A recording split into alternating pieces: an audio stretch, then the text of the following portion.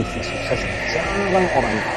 Hai, saya Coach Yusman. Skip video ini jika perusahaan Anda belum mencapai ratusan miliar karena belum itu cocok untuk Anda.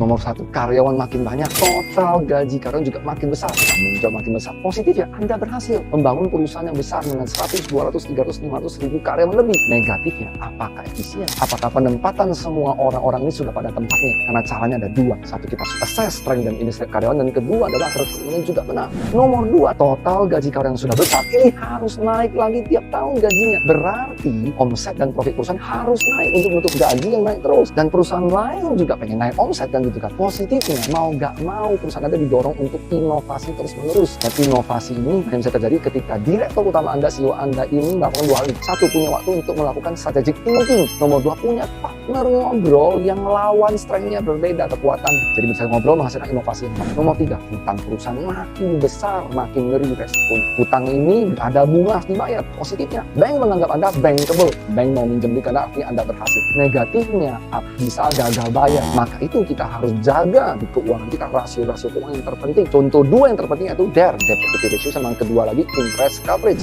Nomor 4 adalah budaya kerja yang semakin susah dikontrol. Perusahaan makin besar, biasanya budaya kerja yang tidak dikontrol, artinya semakin toksik. Orang yang kerja di dalam banyak politik kantor bertahan bukan karena hatinya di sana, bertahan karena gajinya nyangkut, bonusnya 5 tahun lagi baru bisa dicairkan, dan karena bangga kerja di perusahaan besar, tapi sebenarnya kami tidak mau di sana lagi. Terjadi di banyak perusahaan besar di Indonesia. Solusinya adalah ada cara membangun budaya yang benar yang sudah berhasil dilakukan di Southwest Airlines, memiliki 60.000 karyawan. Disneyland Company punya 225.000 karyawan, mereka punya teknik yang sudah benar, dan saya sudah belajar itu dan mengimplementasi ke perusahaan Indonesia.